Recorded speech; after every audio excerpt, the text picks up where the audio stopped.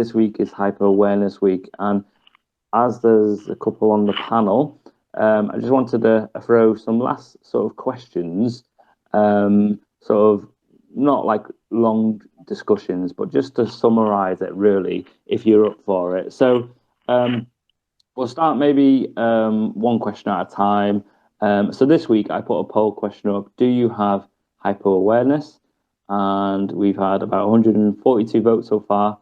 Yes, we got 60%, no 16%, and 24% said sometimes. So my first question, we'll start with Chris, and we'll go Mark, Flipper, Tony, Liz, Claire. If anyone else wants to jump on, you can, or you can tweet along. So the first question is, do you have hypo awareness? Chris? Right now, I actually do. I felt a hypo before it even got down to about 3.5 or so last night, while I was working, no less. But I felt it before the CGM alert went off. Wow. And typically you are hypo unaware, aren't you? I have been, although as I've been very carefully avoiding hypos and keeping my blood sugars more stable, the awareness has returned recently. Interesting. Mark, what about you? Generally, I've got hypo awareness. There has been the odd occasion, like, because I've been away at somebody brought a cold. I often find when I get a cold or something, then I lose hypo awareness. But because I spent a lot of my teens, as we were talking earlier, very high, I tend to get warnings around just 5, you see what I mean? And so generally I do, unless it's something like, as I say, I've got a nasty cold or something like that. That's interesting, isn't it? When you're poorly or whatnot. Flipper, if you're still with us? Yeah, I've not gone yet. No, generally not. Not that I could rely on. Tony? Yeah, I think I have, definitely. I tend to have those zones where I start to drift, but it's generally about, it's about concentration and, stuff starting to go a bit fuzzy and eyesight going. But yeah, I think I definitely have. It's wandered a bit over the years, but in terms of if the DVLA are listening, oh yes, I have, very definitely. Liz? Nope. Zilch, Zippo, nothing. There we go. Nothing whatsoever. Nothing. Hyper awareness, I don't really have a lot of either. I don't know when I'm going high, but then again, I don't go high very often. If I go, to me, high would be about, I actually woke up at 18 the other morning, which must have been a first in about 2-3 years. And it was because I'd forgotten to take my insulin before I went to bed, my own fault. Yeah. Which is why I'm very interested in the smart pen. But yes. My mouth was like an Arab's jockstrap. Not that I know what an Arab's jockstrap is, but I was so thirsty. It was really, really bad. So yes, I possibly do have hyper warnings, but hypo, absolutely not. Very interesting. What about you, Claire? At the moment, I'm not getting hypo awareness at all. And for me, yes, I do have hypo awareness. Okay, so next question. If you do have hypo awareness, what symptoms do you typically get, and what sort of levels do you start feeling them sort of hypo symptoms? If you don't have hypo awareness, I guess, did you previously have it, and what sort of symptoms did you have, and what were your sort of levels for that? So let's start with Claire, and we'll go the other way around. Up till 3 months ago, when I started on Libra, I did get hypo awareness, and it used to be round about 6 or 7. I'd start to feel really dizzy, and I'd have a headache, start sweating. But since I've been looking after myself better, then I've lost my hypo awareness. What about you, Liz? sweating, anxious, losing my train of thought. I'd be talking away, and then if I was talking to somebody, I'd have to ask them, what was I saying? The hunger, untold hunger. I would eat anything around me. And my legs would go. Somebody asked there was a question about hypo awareness, and for me, I said stitches, because I've had so many stitches because my legs go and I've fallen.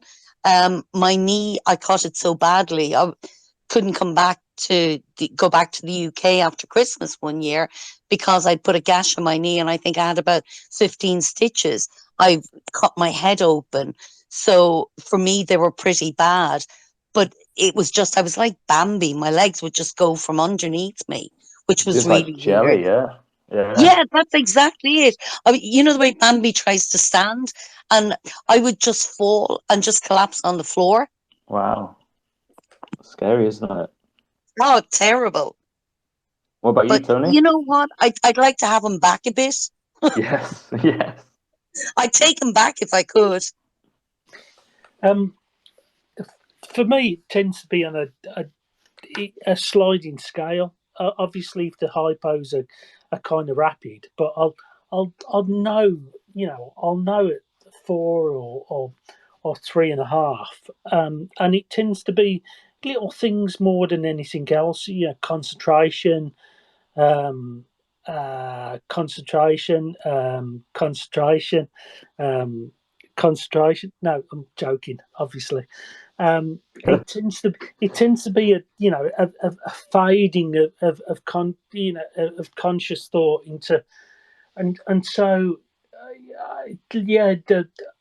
there's not been a really bad kind of wakey shaky thing for quite a while, and so I think I've been really lucky, but it tends to be just that kind of like I know by sixth sense, and so there's no one individual thing that tends to set me off, but there's a number of things, and so yeah, I'll start. Sometimes it's 4.5, and sometimes it's 3.5, and sometimes it's 3, but there tends to be a common thread of stuff which kind of prompts me to go get stuff to eat, and so I think I'm reasonably lucky that there's a common thread. Of course. Flipper? I suppose over the years my hypo symptoms changed. So initially you had the really shaky, the classic symptoms, as I'd call them, cold sweats and stuff like that. But that sort of evolved into more, over the time, like a sixth sense, that I couldn't actually tell you exactly what the feelings were, but there was an unease, so I'd check. I think now, because occasionally I do, and I still sometimes get that feeling now, but it's just not reliable. So sometimes it might be because I'm hypo, but it might not. But one symptom I still get is if my tongue and lips start to tingle, I know I'm in trouble. And that's always been, I am really low now, and this is the thing. So I still sometimes get that, tingly lips and mouth. So interesting, just hearing everyone's sort of hypo symptoms. What about you, Marc? I get a whole collection of different symptoms. It can vary on the time of the year or anything. I mean, the one I notice sometimes is I can be talking to people and I'll be, oh, that's a bit aggressive. Let's just test. I mean, I've had one where I've had lots of chest pain, which was quite an interesting one. I also get like Flipper, the tingly lips and what have you, sort of like pins and needles. One of the fun ones I had was, and it was almost like what Jade once describes in her thing, tricks. But I get like this spinny thing in the middle of my vision, almost like an extractor fan going round, the old fashioned ones, and I kind of there's all these kind of different little things that over the years I've known, but I get some kind of inkling something's wrong, as I say, as I go down below 5. Yeah, it's like a natural sort of instinct, isn't it? You're like, yes, that's happening, or coming soon. Chris, what about you? Pretty much the standard shaky, sweaty. If I get really low, I actually develop like tics that are almost like micro seizures. Oh wow! So I've been down to the point where I've actually been, you know, twitching and unable to control it, but still conscious. And despite everybody saying that, you know, you never give yourself glucagon, I actually did give myself glucagon at that point. I was twitching and I wasn't sure if I would be able to, you know, get food down or keep food down, or if I did get it down, if it would work fast enough. So I opted for the pharmaceutical intervention there. And how low were you? It was 23 in American, so that's what, 1.5, 1.4, something like that. That is scary. That's proper hardcore, that is. Wow. Kudos, Chris. Okay, next question. That's bragging rights, that is. That's bragging rights on the glucagon is huge. Yeah. I've come back from a 1.5. Oh my god. That's a t-shirt to be made, that is. I think, okay then, this is a bonus question. What's the lowest you've ever been then? I think the lowest for me is probably 2.2, I think. Yeah, from what I recall. I've had a 1.9 that I've measured. It doesn't even beat Chris's though. So. No. bloody American. I think I was at the bottom of the detection limit on the meter that I had at the time. Bloody Americans have to do everything bigger and better, don't they? I know, right? That's where the webcam would have been interesting to see Chris doing that, eh? Yeah. I got a 1.6. Is Ooh. That I've had a 1.6. And the weird thing is, I was still walking, talking, and thinking, something's not right. Maybe I better check. This is before I had a Liz, but you're Irish, so that people would have just assumed that you were drunk. My goodness. And that's another thing. I must be one of the only Irish people that's given up alcohol, because the hypos the next morning or the next day are just not worth it. There's another diabetes chat. Come on, up your game. Up your game, you're letting us all down. No, but I don't really drink anymore because the hypos the next day just aren't worth it. Yeah, wow. No. The next question, guys. 2 more to go. How do you prevent your hypos? And how does it make you feel not having hypo awareness? So if you haven't got hypo awareness, how does that make you feel? And if you have got hypo awareness, how does it make you feel that you may one day not have hypo awareness? Let's start with Claire. Not having hypo awareness makes me nervous, especially when I'm at work and I'm the nurse in charge, because I wouldn't want to have anybody look after me when I should be looking after other people. Talking about a fortnight ago, we had a situation at work where it was extremely stressful. My sugars dropped dramatically, really quickly, and I didn't get hypo awareness, but I was still standing and still walking around. So it was quite worrying at times. Yeah, but the good thing was I'd got a paramedic standing next to me, so if I had collapsed, I'd got somebody there to look after me. In the right place at the right time. Yeah. But unfortunately, sometimes that's not always the case, is it? Especially if people living alone or working on their own or whatever. But yeah, and I guess that's where the benefit of technology is, isn't it? That hopefully it will help people who haven't got awareness that it screams at you. However annoying the alarms can be, but it can be the matter of life and death, I guess.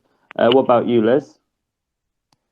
I haven't got hypo awareness, so I set my CGM at 4.5.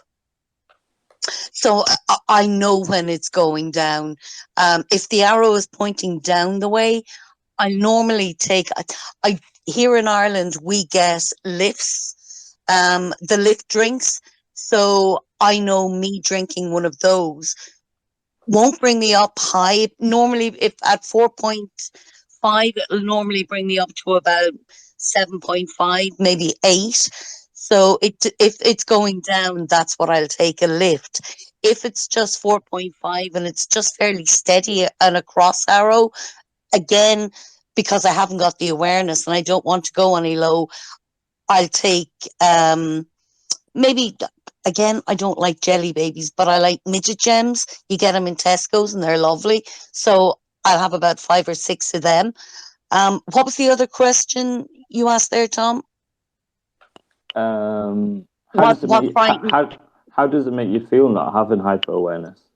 I live on my own, and it scares the life out of me, especially at night going to bed, which is why when I got the CGM, and I had to fight for it, but when I got it, I think I must have had the best night's sleep, because I knew that nothing would happen to me. I actually have a friend and neighbor who lives across the road, and she knew that if my curtains weren't open in the morning, that there was something wrong. That's not really right, that somebody has to be watching out for me like that. So I hated that, but it scares the life out of me not having hypo awareness. Horrible and all as they are, I think I'd take them back and have awareness rather than be the way that I am now. So powerful. So yeah. Tony. Yes. What's the question again? Sorry. How do you prevent your hypos? Like, what do you sort of do, and how does it make you feel if you didn't have hyper awareness? I think I tend to just, concentrate on trend, concentrate on trend arrows. I think with the DIY looping now, I've got to that stage where I'm absolutely pretty confident that overnights are good, and so I know that if I go to sleep at a certain level, that I'm going to wake up at a certain level as well, and so that's been a huge confidence for me. In terms of how I'd concentrate, so how I'd focus on life without hypo awareness. I don't know. I mean, touch wood. I've been fortunate enough to never have had to worry about that. But I don't know. Again, for me, it's about trying to keep not perfect, but trying to keep pretty good ballpark. And so, in terms of HbA1c, not go too low in terms of HbA1c in order to compromise hypos. And so, I don't know. It's forever. It's forever honing the the game. It's forever tweaking stuff, and that's the exhausting thing about type 1. It's it's not the lows and the highs, but it's the work that's involved in kind of keeping us in range. And so again, to answer your question, it's just work, isn't it? So don't know. Absolutely. What about you, Flipper? I think since having when I went onto a pump, that made an amazing difference to my hypos, because the long-acting insulins just didn't work for me. I used to hypo in the night frequently, and literally within days of going on a pump, that stopped. And that was before CGM. And now I've got CGM as a backup. So because I've got those, I have to be honest, and I know this is a warped thing, and I know it's a warped thing for me to say. Some ways it doesn't bother me being hypo unaware, because it's horrible having hypos anyway.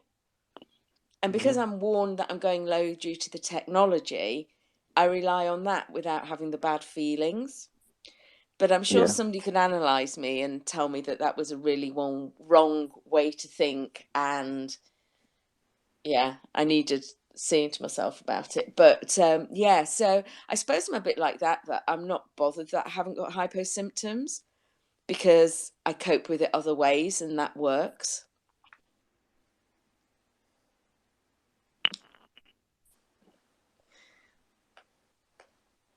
What about you, Marc?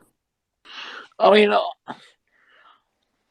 I think the way that I always try to stop losing hypo awareness is to try and treat them early. And obviously, what the doctor today was saying to us was quite an interesting one, because because I was always taught 4 is the floor. It's a bit like 5 to drive, if you see what I mean. And so sometimes I would, when I was sort of like getting down, got the shakes around 5, or just had that feeling, I would go and get myself like a biscuit or a chocolate to bring me up. And that's the thing. I mean, it is a scary thing to think about, being hypo unaware, but now we've got Libras and the CGMS. There is questions to be asked. Yeah. I think, as I said, I've been trying out this new app called Sugar. I think it was Leon who recommended it on here a couple of weeks ago, and that has constantly giving push notifications from my Libra 2 without anything scanning it, and it's quite interesting. Like, it's just brought up a notification now, which is quite interesting, and the alarms are a lot louder than the Libra ones. There's some serious Libra should answer when you look at Libra, this Sugar app.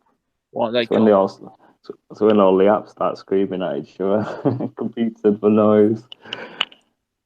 Hope mine hasn't too much when my mic's been open. It's all good. It's all good, my friend. And what about you, Chris? I don't know. I mean, I remember back when I was first diagnosed, going out and living life and not even worrying about, I could tell just, I wasn't finger pricking all the time. I could just tell what my blood sugar was walking around. I could, I would know if I was starting to go low, and I would, run up and, grab something from the candy machine or whatever I needed to do if I needed to correct it, and I could tell if I was going high. And there were even times where I would, be in the hospital and they'd come around to prick my finger, and I'd always offer to bet the nurses that I could guess what my blood sugar was going to be within, a certain range. Couple units, yeah. And it was almost like having sort of an internal CGM. And that's eroded over time, and now it's starting to come back a little bit. But it's, I mean, hey, we could all do with them, couldn't we? Internal CGM. If everyone could have that all the time, it would be fantastic. Wouldn't it just? Wow, that'd be great. Thank you so much, guys. Amazing responses there.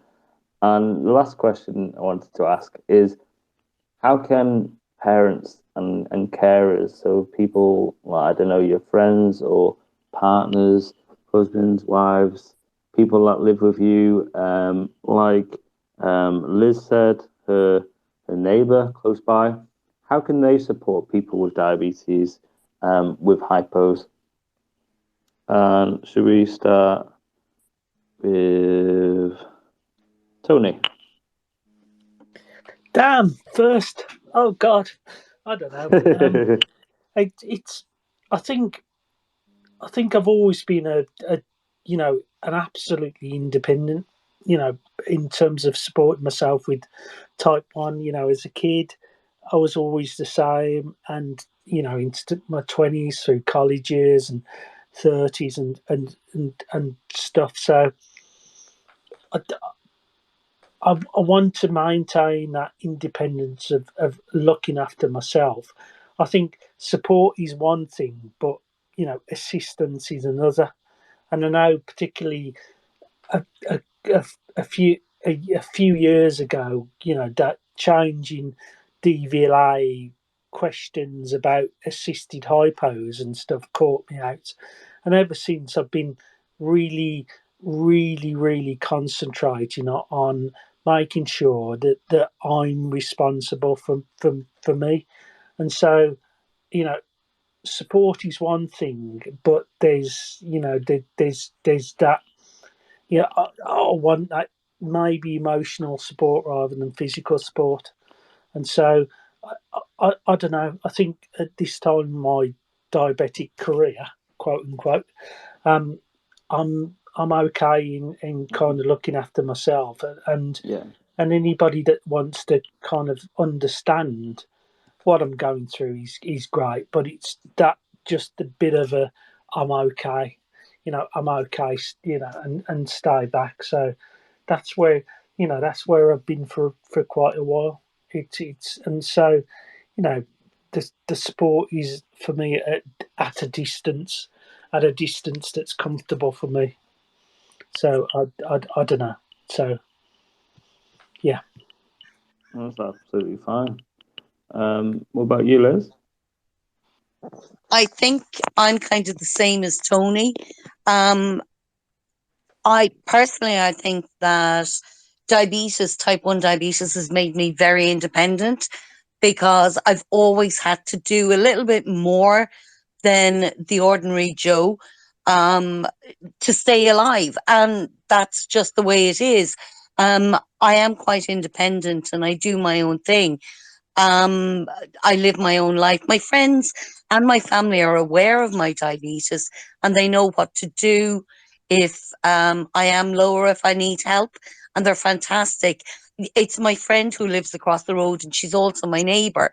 And I have to say, she knows more about me and my diabetes than anybody else because she asks.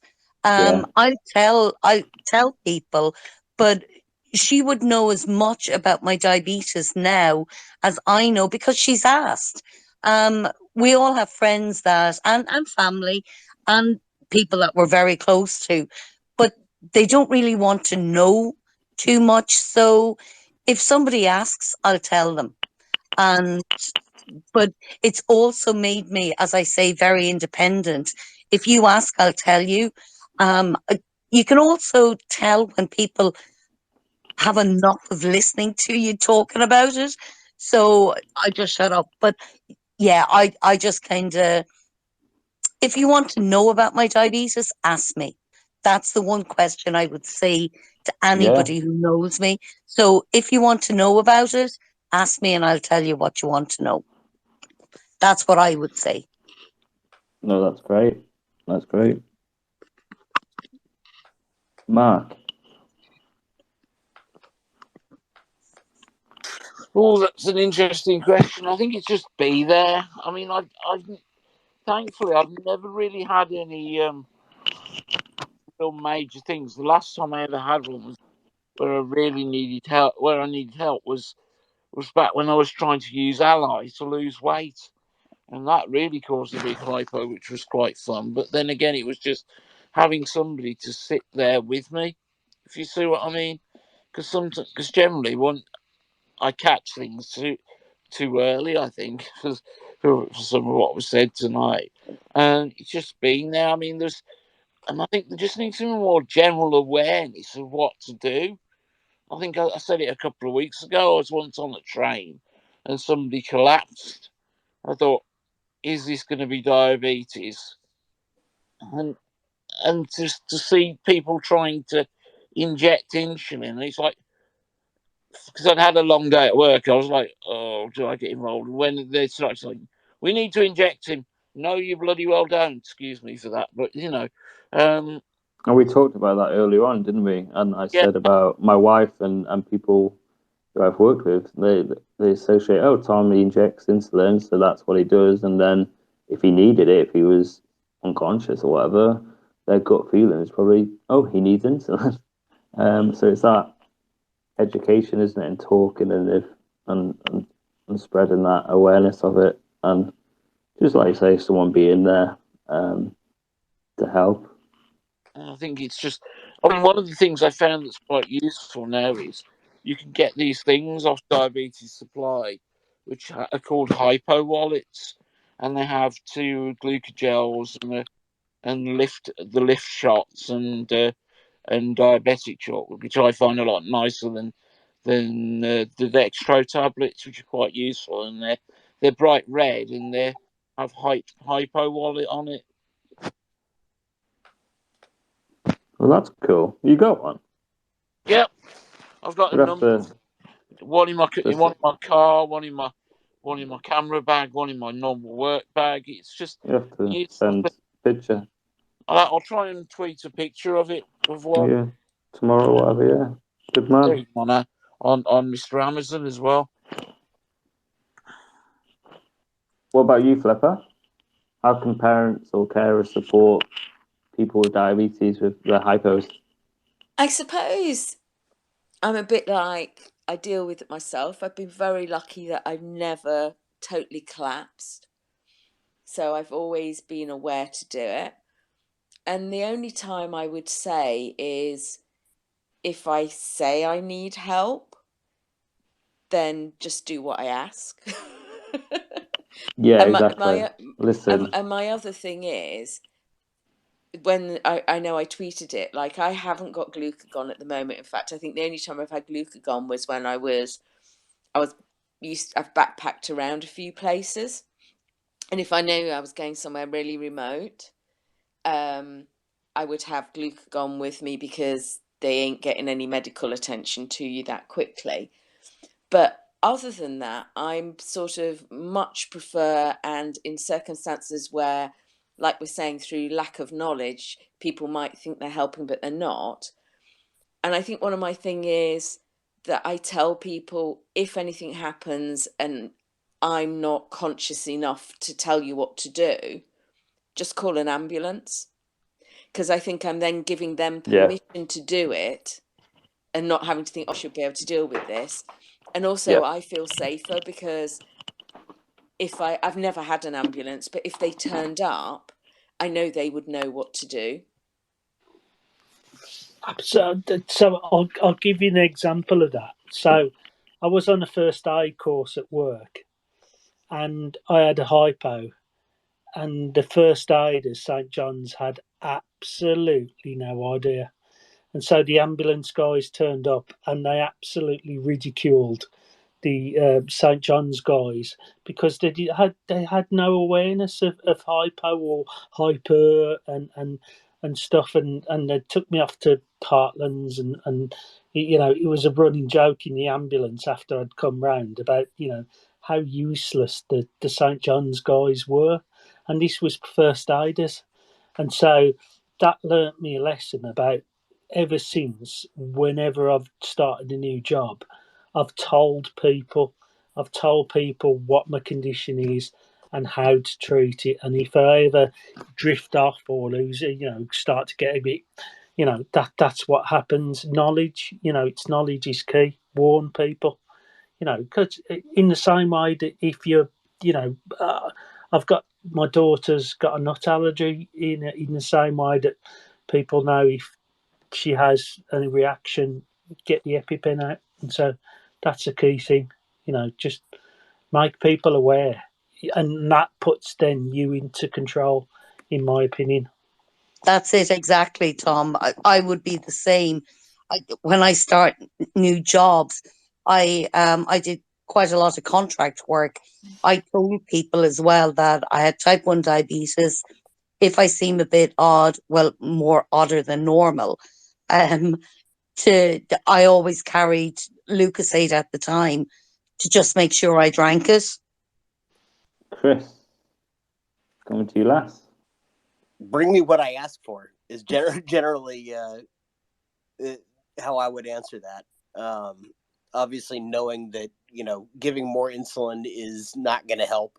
Instead, grab that red box with the big needle inside and follow the instructions. But that's about it. I mean, usually if I'm able to communicate, I will do so. And, it may be something as simple as croaking out, sugar or whatever. But, I'll usually be able to get across what's needed, especially since if you're low enough, you don't care. It could be your jelly babies. It could be your Haribo. It could, anything with sugar in it. Yeah, absolutely. Amazing stuff, guys. I think that literally concludes our sensational night. I think it's been one of my favorite nights. I think each week brings different things, but tonight, I don't know, I felt it was really special. And I feel this week, with it being Hypo Awareness Week and having Dr. Pratik Choudhary on earlier on, and then finishing this amazing evening after a fantastic open forum chat with you guys, and then this sort of panel to finish and sort of bring it full cycle. I think it was really nice, and thank you for sharing your responses, and it was just great, and it was nice, and I really appreciated you feeling safe to talk about these important things, and I hope it helps other people. And that's what I guess Hypo Awareness Week is about as well, is educating people and raising that awareness. And I'll put this in a little sort of podcast episode itself, and I think it'd be great for people to hear back. So amazing. Thank you so much. I just wanted to read a couple of comments. Sam said, in terms of hypo symptoms, sometimes I feel shaky or just really off. I know I'm going low. Dexcom does help knowing it's going low. So again, we've talked about how technology is helping us with that. Also, she said her lowest was 39. So that's 2.1. And had to check on the meter to make sure what my number was. And Richard said, hi everyone, I have improved hypo awareness since I've been using Android APS closed looping, having been type 1 since 1984, certainly through the 1990s, noughties, and through to the 2019. I didn't have good hypo awareness and would go hypo, especially in the night. So again, cheers Rich for sharing that. I hope everyone's enjoyed tonight. I've thoroughly enjoyed it. It's all been great. The guest speaker chat, the open forum, the end panel. It's been fantastic.